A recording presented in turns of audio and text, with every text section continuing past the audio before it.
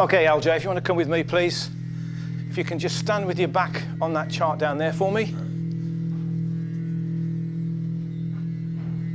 Right, okay. And if you can hold your hand up. My name's Flight Lieutenant Booley. I'm the officer commanding the Air Experience flights, and I'd like to give you the warmest of welcomes today on this beautiful day. Exciting times, ready to fly. Okay, a quick introduction into what we're going to do today. You're going to sit. One thing I used to always do was blue tag. I used to always play with blue tag when I used to get really stressed. So I made like, little characters out of it as well. But sometimes teachers used to get really mad at me because of it. But as long as it kept me calm and stuff like that, I was pretty much fine with it.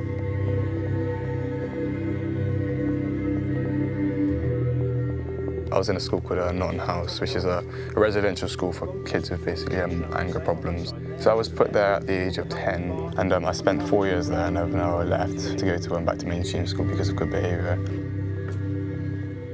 One of the reasons I left was because of rugby. It made me make better choices. Hi, LJ. I can see that you survived the squippers fitting you up with the parachute kit, and so that's the first step. As we discussed, I'm going to have a quick chat about what it is we're going to do today. Okay. Just remind me, how many times have you flown before? None. You've never, so No, this is the first time, so... Was like perceived as different to everyone else. I found that really hard to cope with. That basically kind of made me really anxious and just get mad. Even at people who cared about me most, like my mum, which I really regret.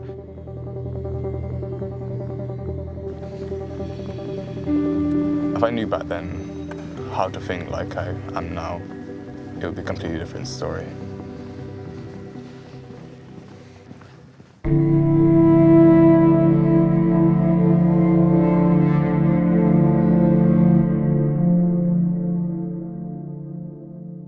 It's like going to places such as like Hartpury College, where the standard of rugby is really high, and there's like lots of competitiveness and everything. Like, how did you deal with all that? The competitiveness at Hartpury is the next level, mate. Is like you got about probably 400 people all competing for the same team, so everyone wants to be in the first team. Best thing you can do is just never cut corners there. Yeah. Embrace it. I mean, hard work's there for 2 years, and then if you get something at the end of it, you do. If not, then you could go to university or carry on playing high standard rugby. But mate, just embrace it, open arms. I guess when I get to Hartpury, I'd be coming back every weekend, mainly because of my relationship and everything like that, because I have a girlfriend now and everything like that. If I put the bacon in this, okay, and you can start chopping your mushrooms up. How about that? All right? He was my first lad. He was a live wire. He was very alert, very just different to what I'd experienced before with my daughter. But LJ's always been like that. He's always been quite full on, quite aggressive, quite hard work. We worked hard with the school just to try and help him understand to sit down, stay still, listen to what people had to say. But LJ couldn't.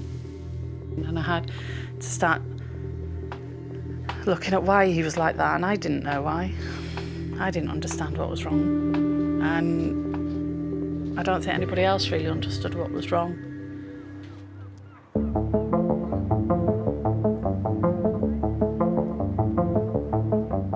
I probably got into rugby about like a year and a half ago. I just really enjoyed it. Found a passion for it, really. It's given me a completely different outlook on life as well. Like how I think about things, how I kind of approach things in like certain situations.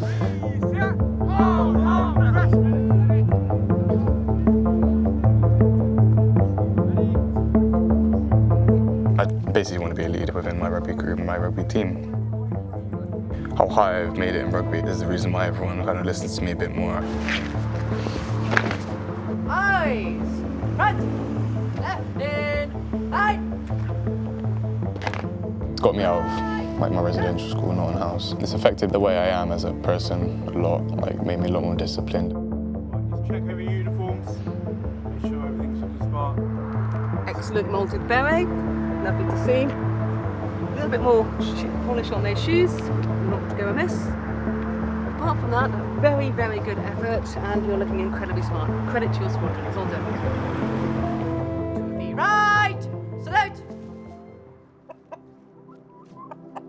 He was the first one that we know of that's left Norton House to go back into mainstream school. Everybody was gobsmacked. If you'd seen his behaviour, it was so extreme. It's just amazing. Probably keep using that word, but he is amazing to me. Got a big game today, boys. Been looking at this one all season. LJ? Yep. Strategy plans? Basically, what we're going to do, we're going to work in threes. If you haven't, you know all the moves, the SPs and stuff like that? Because we're doing sevens, it relies on the middle man kind of working with outside three, if you get what I mean. So do all these moves, and you can preserve a lot of space. And get those wingers wide so we can basically attack vulnerable positions of the opposition. Got that? Yeah. Big 1, 2, 3, 1. Ready! 1, 2, 3, 1! Go ahead, boys!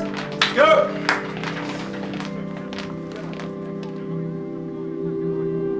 Big hits and side steps. It's definitely one of the main things I really like best about rugby.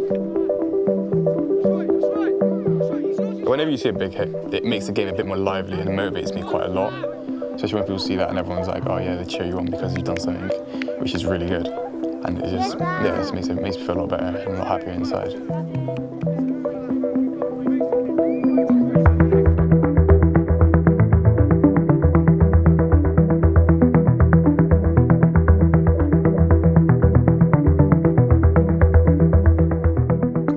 Side step, I wear myself towards the edge to kind of like pull that defender in. So as I'm pulling that defender in, I skip one way to make him move and quickly jolt the other way. It kind of pushes his momentum the opposite way. You usually know when it's been successful when the player ends up behind you or you've made at least a bit of a contribution, getting some distance on the pitch.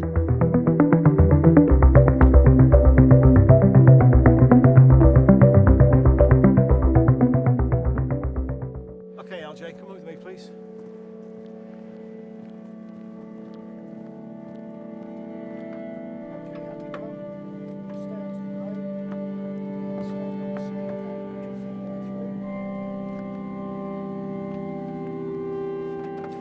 Cooper, all set? Yep. Okay. Flags all through. And parking brake is set, confirm chocks are in. Thank you. To be honest, I'd rather be treated like a normal human being, like regardless of my my disability. Like I see autism as like a high functioning disability, basically. I don't know. That's what I've been told about it, like that I'm high functioning autistic, but I've never really seen it myself. I don't necessarily want to tell everyone that I'm autistic, not because I don't like it. It's just the fact like I feel like everyone's gonna talk to me differently, like act differently around me, and just just change the way they are because of the way I am.